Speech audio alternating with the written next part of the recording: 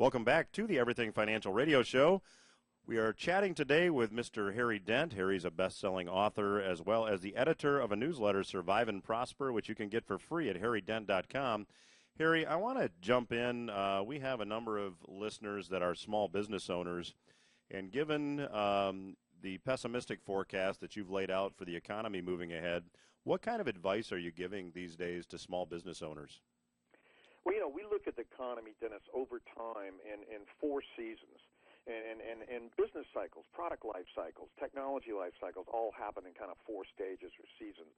Spring, summer, fall, winter. Fall is where you see new technologies emerge mainstream, like in the roaring 20s and in the last 2 decades. It's when you see inflation come down to near zero levels. It's a great time for growth and speculation and bubbles in the markets, but the problem is that that's followed by the winter season. So debt deleverages. Market share is shifted to the companies who really did the right things and dominate their markets, and it wipes out a lot of other companies. So this is going to be a difficult decade ahead for businesses, but the point is in the winter season, if you hunker down, if you're more lean and mean, if you're focused on products and services that you dominate, it's like they say, if a bear's chasing you, you don't have to outrun the bear, you just have to outrun your friends. It's that way in business. The people who simply survive, let alone grow, end up doing well for decades because your competition tends to fall away. Assets you need in the future, whether it be equipment or technology systems or stores or warehouses or key employees or anything, they're going to come open at bargain prices every time we have a crisis like in 2008.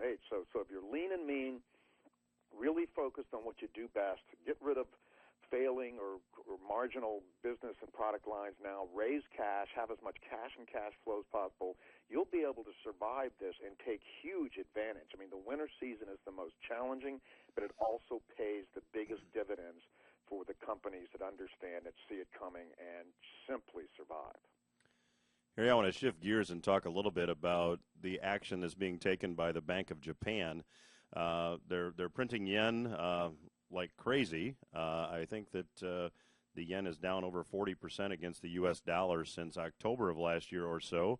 Toyota just reported the highest profits they've realized in the last 6 years. Looks like the new prime minister there is a genius, but we all know this can't continue forever. So when and how does this stop? Yeah, I mean, first of all, people got to realize that Japan's been a coma economy since the early 90s when their baby boom peaked way ahead of us in Europe. And that's way back in the late 80s. We said, look, Europe and U.S. are going to have the best decade ever, and Japan is going to crash. And people thought we were nuts. It's just demographics, and they went through their bubbles burst in real estate and stocks before ours. But they're basically 22, 23 years now been in a coma economy with roughly zero growth, zero inflation, despite endless quantitative easing. And what they're doing now, they're stimulating at about 2.5 times the rate that the U.S. is, and we're very aggressive. And that just shows to me how desperate they are. They haven't been able to pull their economy out of this for 2 decades, and the reason is they never let debt deleverage. They never let the business sectors consolidate and get more efficient because they protected the economy with quantitative easing. That's why quantitative easing really doesn't work long term. It works short term. It prevents a banking crisis. It keeps the banks from going down. And you don't have to deleverage debt, but your economy goes into a coma. If you don't go through winter, you never get into spring, and Japan never has. So this is desperation. It's not going to last forever, but right now it's caused the biggest run in their stock market in 23 years. I think it might last another year at best, but Japan is a bug looking for a windshield. Their debt is 560% of GDP compared to 380 in the U.S., and we're high. They have the most debt in the developed world and the fastest aging population with not enough young people, and the young people that are coming along don't even want to have sex. They're so insecure economically. So Japan is never coming out of this, and this policy will fail down the road. So, Harry, you talk about the winter cycle, and the winter cycle, really, during the winter cycle, I should say, debt is purged from the system, and that's typically deflationary. On the other hand, we have all these central banks that seem to be racing one another to devalue their currencies faster than their trading partners. So where do you come down now on this whole deflation-inflation outlook, both for the world and the United States? Well, first of all, you're right. There's no question throughout history, every debt bubble, every financial asset bubble in history when it finally deleverages, is followed by deflation, not inflation, because your asset values are falling. Debt is deleveraging. That is destroying money and making it more valuable. It's kind of a contrary thing that most people can't seem to understand, but history's clear on this. What is happening, we are in a deflationary period, but governments know that, and governments are frantically inflating just to keep us at zero. And Japan's at zero inflation, trying to get to 2%. We're at 1.5 to 2, trying to stimulate our economy without getting over 2.5% inflation. Governments are printing money at unprecedented rates beyond anything imaginable, and all we're getting is 0 to 2% inflation. So they're fighting deflation. And that's what Ben Bernanke's main goal is. He doesn't want deflation. He doesn't want debt deleveraging because banks do fail, unemployment goes up.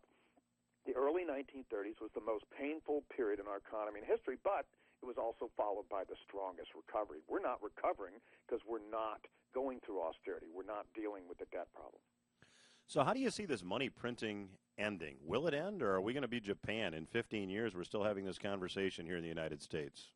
Well, I'm really down to two scenarios. I think more likely that since everybody's now in trouble and Japan went through it alone in the 90s, it was easier for them to do this.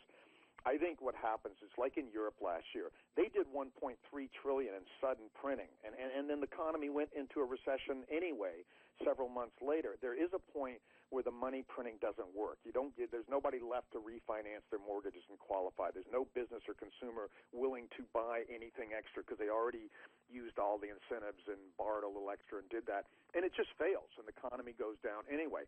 The second scenario is you just end up in a endless coma economy like Japan for 23 years, and you never really come out of this, but you never really have a deep banking crisis either. I'd rather have the crisis and get it over with. It only took 3 years in the Great Depression, and we came out of that the greatest country in history because we took our medicine. I mean, I'm sick of this stuff about, we can't have austerity. Look, if you don't want a hangover, don't drink a quart of vodka, okay? But we already did that, and you got to deal with this and face this debt instead of just kicking this can down the road. So this is really pathetic. And the worst thing to me is that we have a coma economy like Japan's for decades to come. We just never come out of this. You know, Harry, you mentioned the Great Depression. In the 1930s, trade wars existed. Tariffs were used since a lot of countries were on the gold exchange standard. Today, money printing is occurring around the world in an effort to make a country's exports more attractive. So my question for you is this just this winter cycle's version of tariffs, and are we going to see a repeat of the 1930s trade wars? Yeah, yes it is. I agree with that, Dennis, that this is the new way to do it. Japan is now, I think they've started a trade and currency war with QE. They're just outdoing everybody. At some point, Europe's going to have to step up. U.S., South Korea for sure. They compete very directly with Japan. So does China as big manufacturing exporters. So, and that's the thing is currencies are relative to each other. So we can be having this trade war, and the U.S. dollar is edging up, not down, because the truth is Japan and Europe have stimulated more than we have. So they've outprinted us on a relative basis. And you got to remember, currencies aren't going to zero. I mean, a few might, but they trade relative to each other. But you're right. The effect of this QE is everybody to push down their currencies, get up their exports. That's why Toyota's doing so well. They don't deserve that increase. They got it for free. The problem is the consumers, and just like they got to deal with very low interest rates for their retirement funds, they can't earn any returns anymore because of QE. Well, the cost of imports rises when you push down your currency. So everything you import from other countries goes up in price. So that's going to hurt. So the consumers are going to pay to save the banks. It's all to save the damn banks. I say let the damn banks go under. Well, you're talking to a libertarian capitalist. I think there's three of us left on the planet, and I certainly agree with you. In your Survive and Prosper newsletter, Harry, you talk about something that I was not familiar with, and I wanted to ask you about it. You talk about a 250-year revolution cycle, and you say we're on the verge of this cycle repeating itself. Can you explain to our listeners what that is and what you mean? Yeah, about every 500 years we get real breakthroughs in technologies like the printing press and gunpowder and tall sailing ships, and then, of course, the computer and jet engine and stuff more recently. Well, every 250 years we get more political and social revolutions. You go back from this one. I mean, you already see major dictators falling. I mean, internet, better information. It's just hard to dupe people anymore and say, like in North Korea, oh, you live in paradise when you have 500 GDP per capita, less than Kenya, and a 30th of what South Korea has just over the border. So we think this is going to happen again. You go back 250 years, you had the Industrial Revolution and the American and French Revolutions. You go back 250 years before that, you had the Protestant Revolution. I mean, that was a huge thing. That brought in a whole new work ethic and view, whole different view of religion.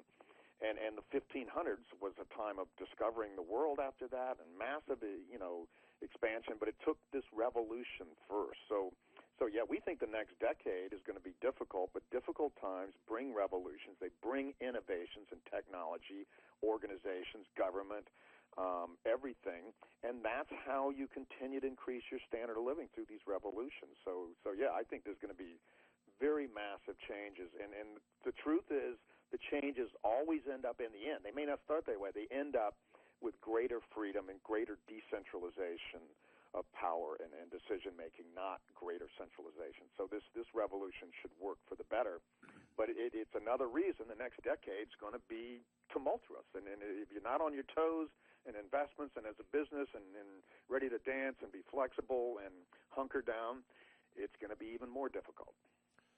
So, Harry, I'm going to put you on the spot here. Do you have any idea what this revolution might look like? Are you forecasting anything? You mentioned in that same newsletter the world's getting ready to change even more than after the Great Depression. So do you have a glimpse of what might lie ahead?